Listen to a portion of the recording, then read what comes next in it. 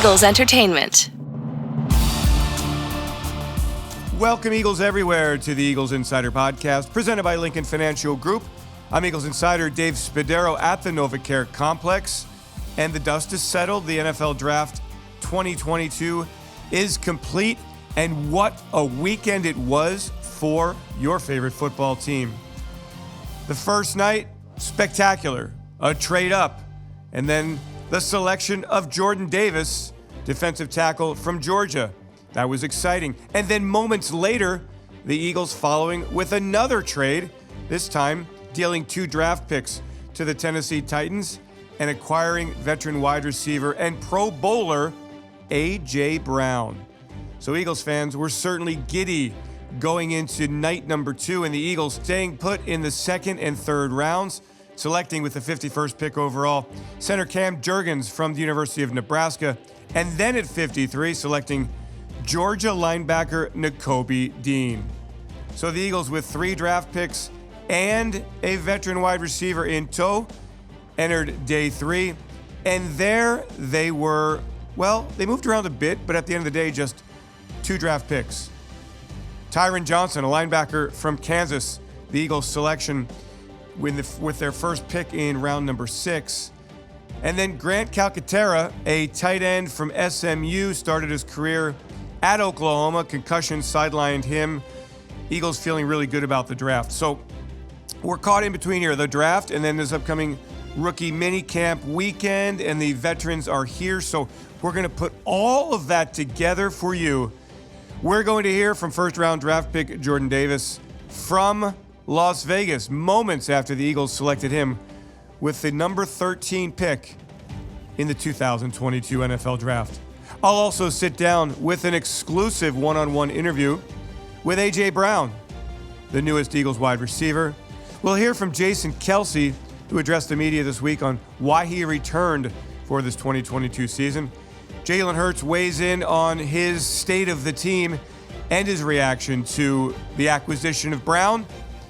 Adam Caplan from Sirius XM NFL Radio and Inside the Birds podcast gives us a little perspective on what he thought of this Eagles draft weekend.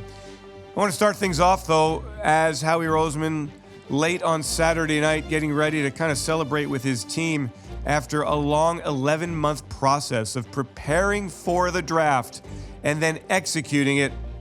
I hearken back to an earlier conversation we had last week. His final word before the draft began, he talked about special players, and he talked about some movement, and talked about needs and what teams would be looking like after the draft. Well, this is Howie and I in a private moment as the 2022 NFL Draft ended.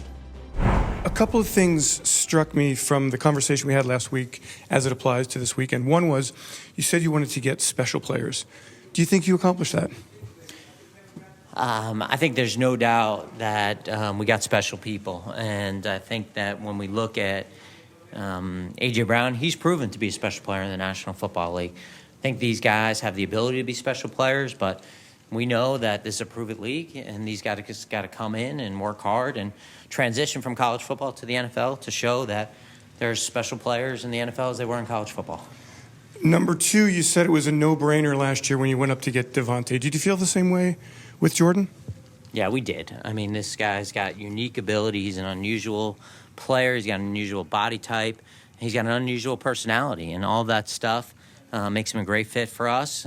Just like for us, pulling the trigger on the trade for AJ, you know, that's not hard when you know what kind of person and player that you're getting. And then number 3, you said, without fail, every team that emerges from the draft will still have areas to address on the roster.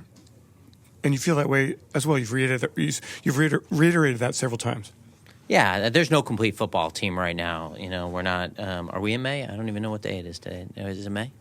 It will be May when we broadcast this. Okay. So yes. Okay. I mean, we're just in May, and I think at the end of the day, we don't go to camp until the end of July. We don't play our first game till September, and we take that as a challenge to continue to improve and look for ways to improve. And I know that we'll do that here in the next couple of weeks and few months. We'll add to this team, and we'll look for every rock to kind of try to find values and to try to find ways to improve our team at the positions that we need to. And final question, Howie, you mentioned the word that I wanted to use here, value. And I guess that's how you, at this point, kind of, look at a draft. Do you feel like you, in many cases, drafted value above kind of where that pick was made, if that makes sense? Well, that's what you're hoping for. I think that at the end of the day, the easiest thing for us to do is look at the board and make sure that we're following it and we're not jumping. And I know we did that here. And sometimes that's hard when you look at the depth chart and you go, yeah, maybe I'd like to add a position here or there. But I know that we did that, and I think in the long run, that's what makes the best drafts, is making sure you get the best players and you don't draft for need. And I don't think we did that. Of course, one of those special people, and he's been a special player in his 3 NFL seasons with Tennessee. Wide receiver A.J. Brown is an Eagle. 24 touchdown catches, 16.2 yards per reception with the Titans over a course of 3 seasons. Brown came into the NovaCare complex on Monday. I had a chance to sit down with him to try to get to know A.J. Brown and his reaction to being a Philadelphia Eagle. One of the big moves for the Philadelphia Eagles in this 2022 NFL Draft weekend came Thursday night when the team traded with Tennessee to acquire wide receiver A.J. Brown. I'm Eagles insider Dave Spadaro, and A.J. joins me now, and it's nice to meet you. Nice to meet you. Welcome to Philadelphia. Welcome to the Eagles. It's been a few days here. Yeah. You've been through the NovaCare complex today. Deep breath and tell me what it's like to be an Eagle. I'm so excited, and I'm blessed. I'm grateful to be a part of this great organization. I can't wait to get to work. Can't wait to, play in Lincoln. So have some fun. Now, you have to assimilate to a new team.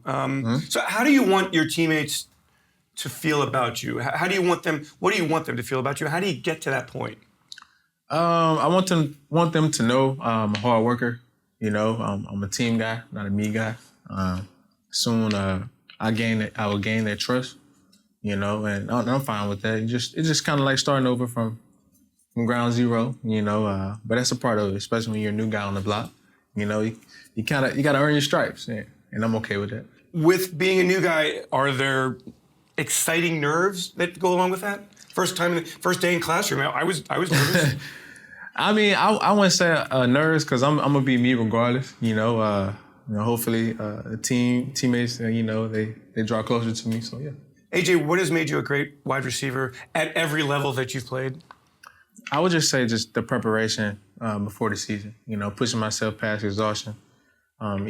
Each off season, training like a pro. Thinking like a pro all the time, and just being a student. I've read about you in high school. Your teammates were talking about your work ethic. Is that something that was instilled into you by your parents, or just come naturally? Definitely from my parents. From both parents, my mom and my dad. They worked extremely hard. My dad was a little tougher on me. He made me compete with older kids, and placed me with like an older age group. In like rec ball and stuff like that. So he definitely put the competition level, the competitive nature in me at an early age. With that work ethic, I'm sure some of your skills have come from genetics, your blessings. Who's a better athlete, mom or dad? I got to give it to mom. Really? Yeah, I'm going to give it to mom. Ooh, what was her? Mom ran a little track. Okay. And were you and Pops in the yard playing baseball? And was there an age when you were able to take him down for the first time? No, I really couldn't mess with him in baseball until I got a little older. But basketball, I had him. Yeah. Let's talk about you in Philadelphia and what you believe this offense can be with all the weapons that are here. We put in the work and we prepare like we're supposed to. I think the sky's the limit. But that comes with preparation each and every Sunday, or before we even get to Sunday, and just being a pro. Everybody locked in and making this week better than the last week. See, again, this is such a mature attitude.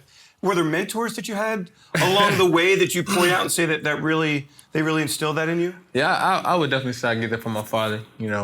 Just teaching me to be humble and work hard for what I want. And and like I said, I'm blessed to be where I'm at, and that came from just staying humble and working hard. So receivers come in all shapes and sizes.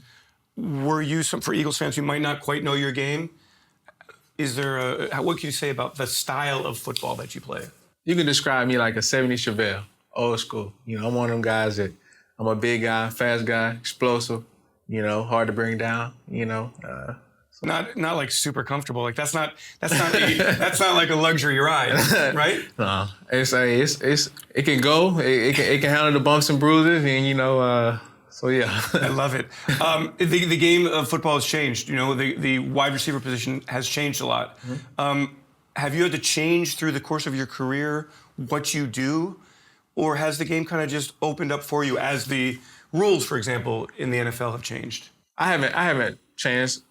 I kind of thought about changing a little bit, just the way I run routes, or maybe push a guy's hand down or whatever. Just me being so strong, it may look like I push a guy 5 yards, but I'm really just pushing a guy hand down and just trying to get separation. So, but I'm gonna play my style of game. I'm gonna be physical. So the ref call a flag, you just call a flag. We'll worry about the next one. You were a baseball player drafted by the major leagues. Mm-hmm. Tell me about your game. What kind of baseball game did you have? I was a really good hitter. I had a good bat. Where'd you bat in the order? Third. Okay. Yeah. Okay. Power man, run also. Yeah. What position? Center fielder? Center fielder.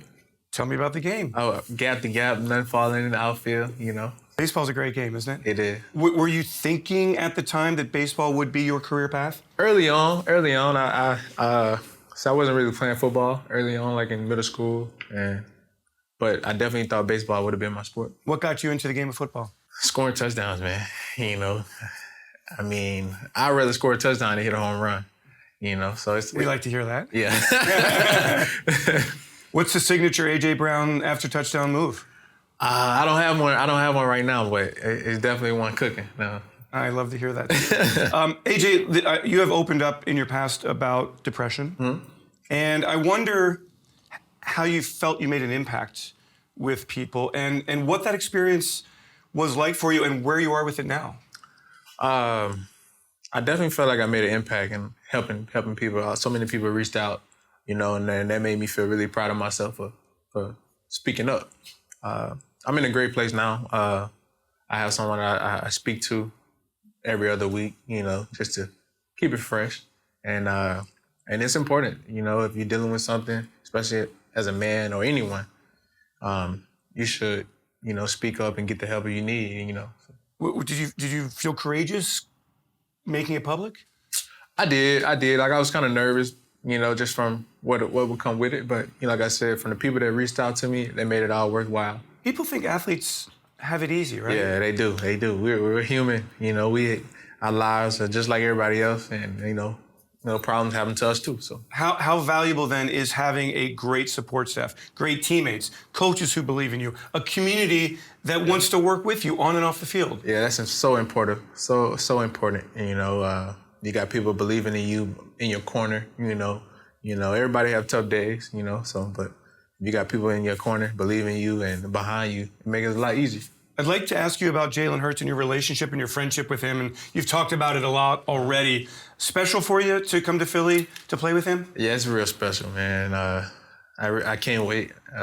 We mess around on the field on our own time, but this time it's going to be for real. I wonder, looking at the Eagles offense, it's quite a handful. Like, have you spent time here in the last few days kind of mapping things out, daydreaming about what it's going to be like to play in the offense? You know what? After I got traded, I placed myself on the Eagles on Madden, and I started playing myself, and I just started visualizing, and I'm really excited. I can see by the smile. I like that. Now, did you throw the ball to yourself like nonstop? Of course, you know that. Well, Devontae's not gonna like that. Nah, but that's a game. That's a game, and I know it takes all 11 to win. So. AJ, I would imagine finally here that in the locker room, I know that there's great rivalries, great friendships, but there's nothing kind of more friendly and intense than when players talk about their colleges.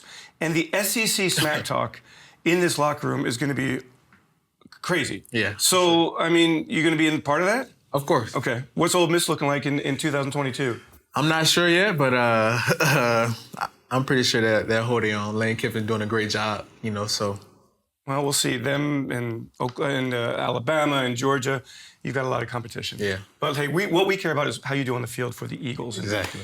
Judging by this, so what's next for you? Are you going to join the offseason program right away? Of course. Find a place to live? Join the off-season program right away tomorrow, actually. I'm so excited to be a part. I'm in the process of finding a place to live, but in the meantime, I'll be here working. And what kind of reaction, final question, have you had from the fans? What's it been like to Man. hear that, feel them in social media? Oh, it's been love, man. I appreciate all the love and support, man. They're excited. The city is turned up, and I'm excited to go to work and, to bring that enjoyment and excitement to them. So. We are so excited to have you. A.J. Brown, nice to meet you, and welcome to the Philadelphia Eagles.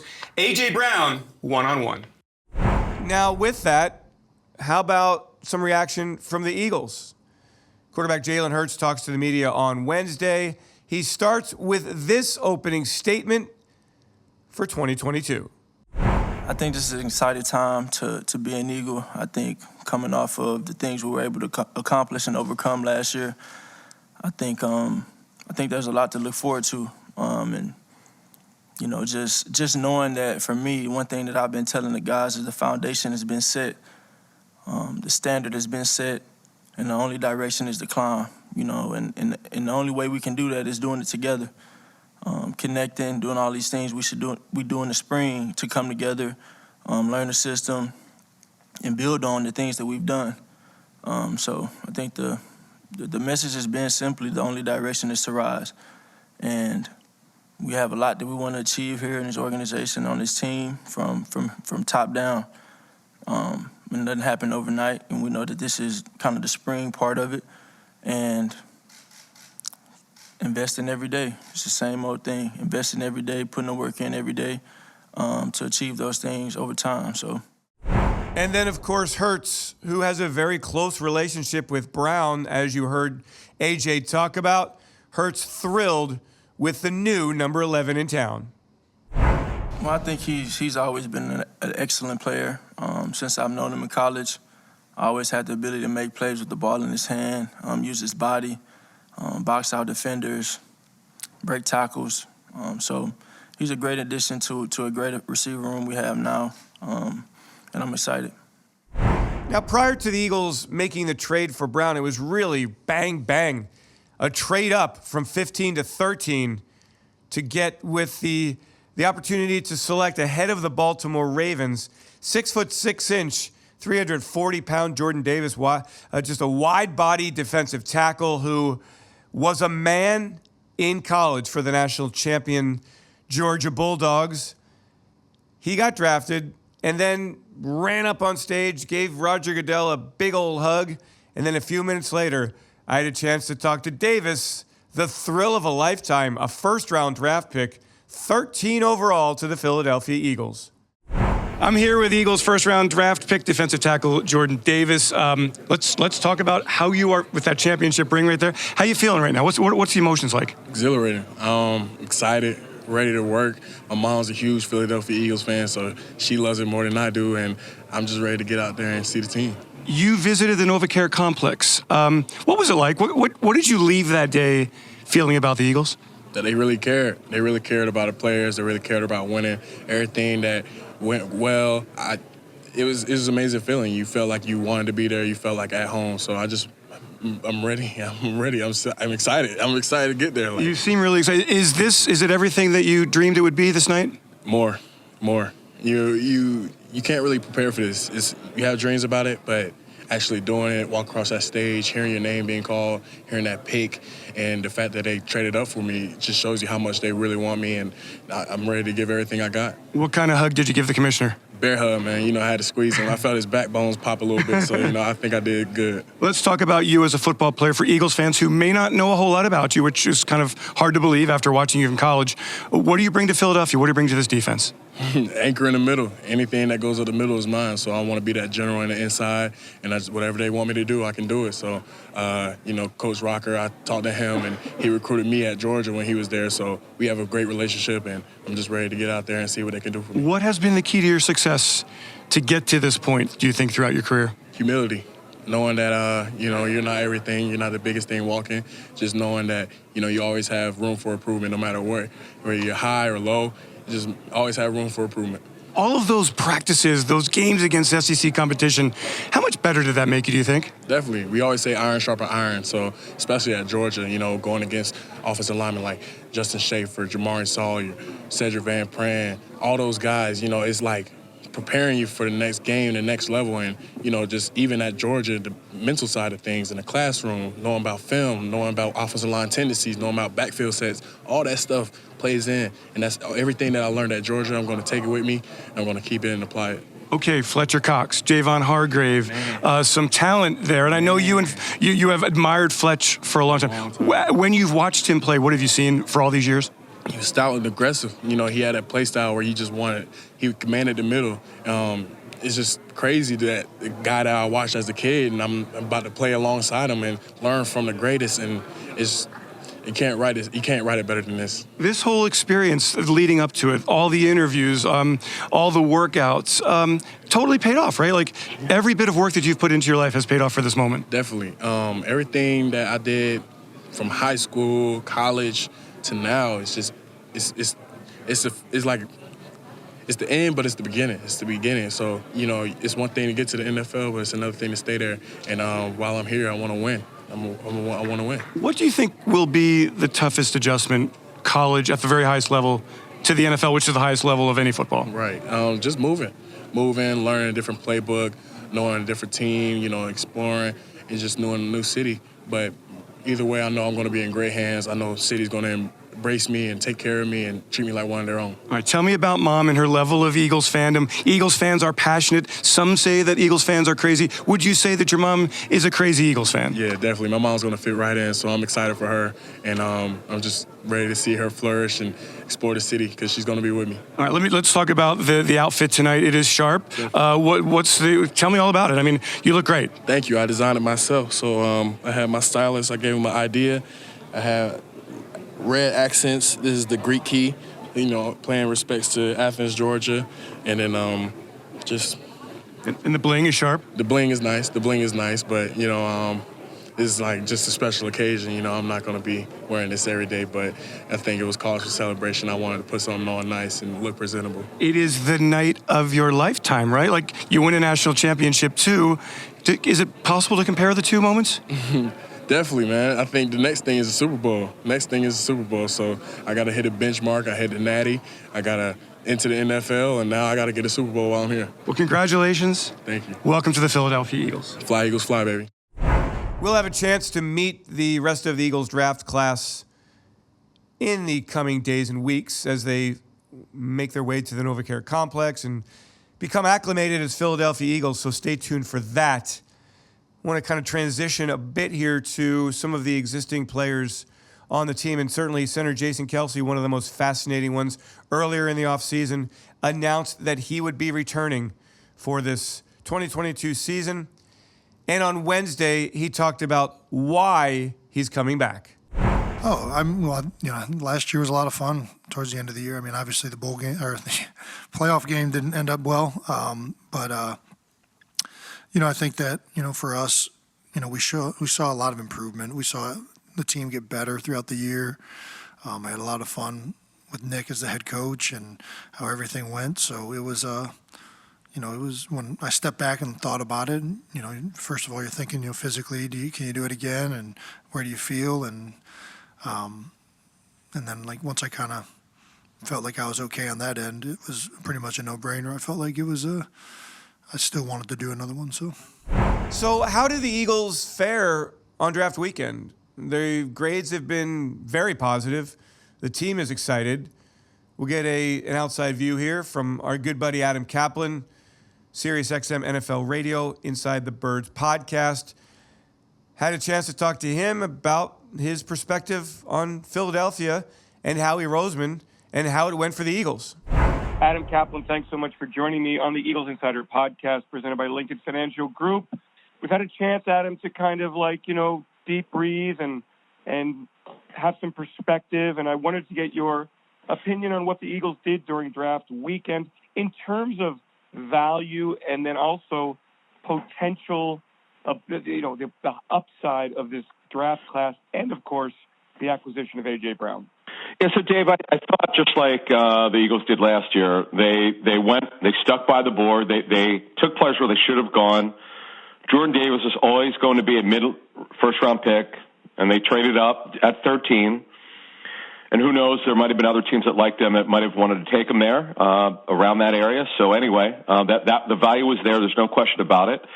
And when you just looked at the rest of the draft picks, I know that they made trades, so they wound up only having 5 picks, but they took players where they should have gone. And obviously the steal, the absolute steal, is in the third round with Nakobe Dean, based on where he was projected to go late first, early second. I know there were some injury concerns, but the Eagles did a thorough checkup on injury history, and they feel pretty good about where they got him.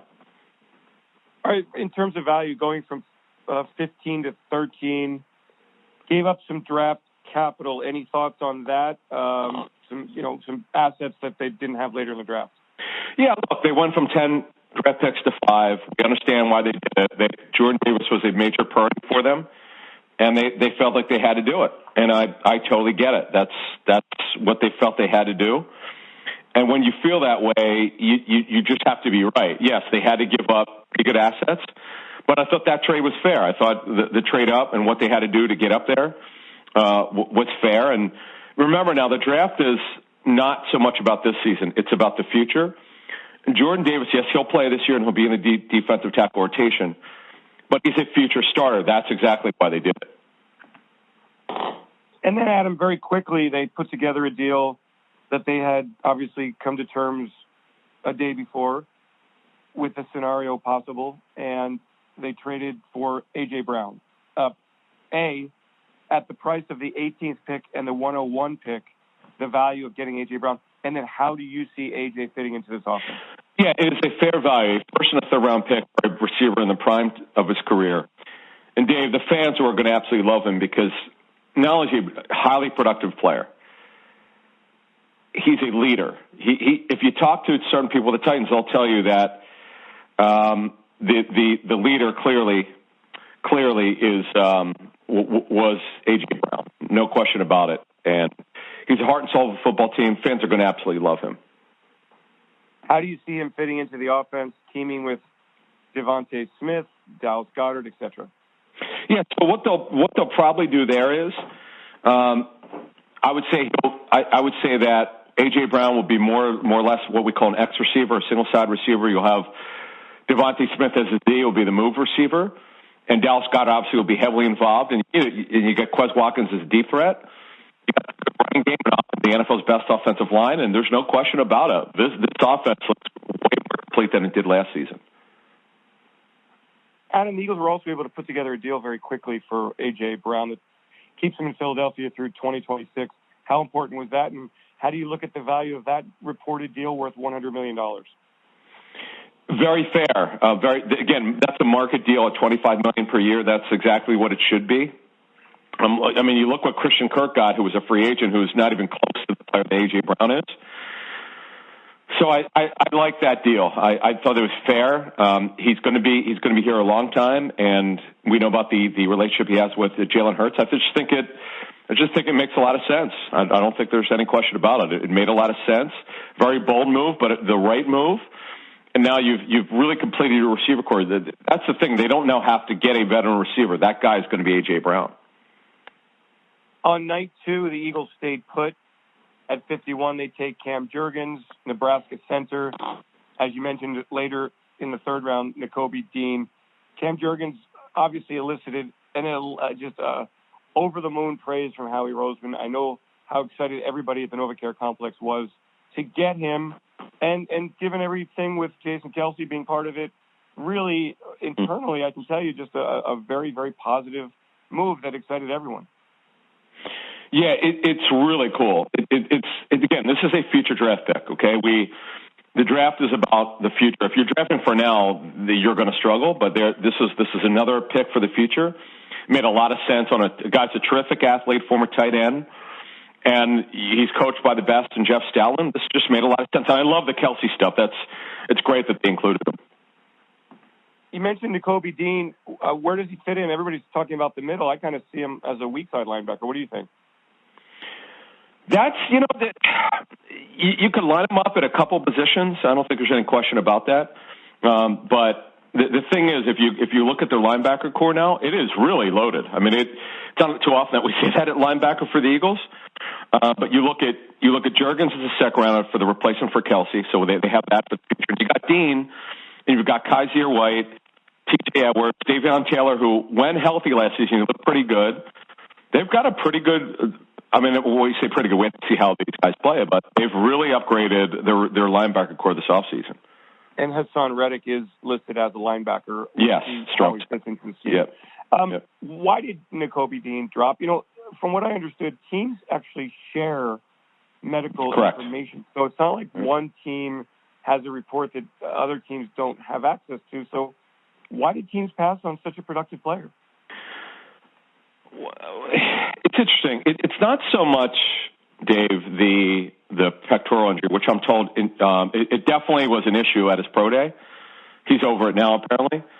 It's the accumulation of minor injuries in his career that was going to push him out of the first round. And he's also a smaller linebacker. That he's not going to be for everyone. As great as he is, by the way, I should add this: he's another guy who's a leader, like A.J. Brown. He's another leader. You're worried about smaller linebackers, and linebacking, the linebacker position overall, the guys who play inside or high volume tacklers, they typically don't play a full season. They're generally, it's a position that sustains a lot of injuries, and you do get concerned about that. Adam, on day 3, just 2 picks. Your thoughts on Kyron Johnson, linebacker, Kansas, and then a tight end who's got a great story.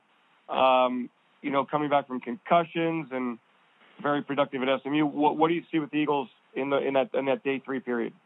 So yeah, you could. Grant Calcaterra is a move tight end. He's a F tight end. You're not going to see him in line.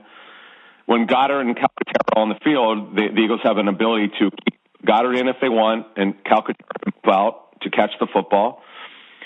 It's just he's an athletic tight end. He's only 40, so he'll have to put some weight on, but he's pretty athletic. I got that's a good value in the 6th round.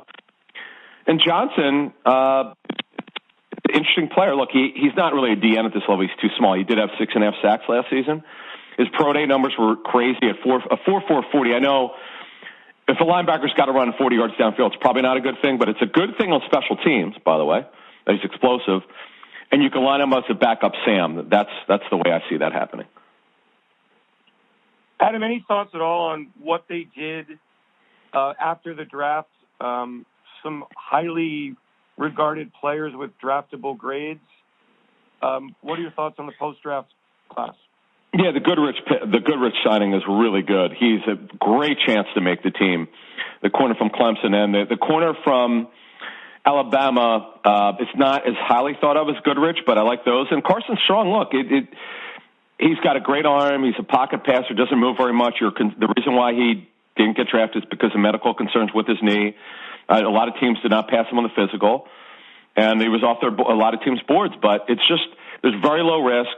You bring him in, bring some competition to the backup quarterbacks, and long-term, remember, Gardner Minshew, Davis, he's on the final year of his rookie deal, and who knows, if Strong can make it, he could be the backup in 2023. Adam, moving forward here, looking at the roster, where would you kind of expect the Eagles to address and add an upgrade between now and training camp? Yeah, I would say by training camp, they have to add an outside corner. Don't really have much of a choice. They got to do that. Right now, they don't know who will line up opposite Darius Slay. And then it would make some sense if they sign one more safety. But the corner, to me, Dave, if we had our druthers, they'd actually get 2 outside corners. But I know they want to take a look at a bunch of these younger corners who didn't play much last year. And this is their first full off season. I understand that. But they definitely need to get a veteran corner who could play opposite Slay. Still work to be done, Adam Caplan. Thank you so much for joining me here on the Eagles Insider Podcast, presented by Lincoln Financial Group. Thank you. And now it's time for this week's Extra Point. Brandon Graham coming back from a torn Achilles tendon. It's great to see number 55 in the building. And this week, he updated his physical conditioning as he talked about coming back from such a tough injury and says he is right on course for the upcoming season. Shoot, I'm doing everything right now. Like I'm with the team. I mean, feel like it hasn't been no drop off or anything. Just now it's just getting in shape. That's how I feel. Like I feel like the Achilles never happened because of how I'm running and I'm doing everything that I'm normally doing. And now I even feel in shape. It's just more so when you start doing football stuff, then I really know. But right now, doing all the low weight training and running and stuff, I'm like, oh yeah, and I'm cutting and doing stuff. There's no restrictions right now. And that will do it for this episode of the Eagles Insider Podcast, presented by Lincoln Financial Group. I'm Eagles Insider Dave Spadaro. Hey, thanks to Peter Kelly for putting this all together and making it sound so great every single week. Ray Doyle for his help marketing and producing. And thanks to all of you for your interest in the Philadelphia Eagles and for tuning in every episode. It's the Eagles Insider Podcast presented by Lincoln Financial Group. We're back next week with more from the Eagles rookie minicamp. The rookies are in town. It's the coaching staff's first look at the newest Eagle. I'm Eagles Insider Dave Spadaro, again saying thank you so much for joining us. Have yourselves a great Eagles day. Fly, Eagles, fly, and go Birds! E-A-G-L-E-S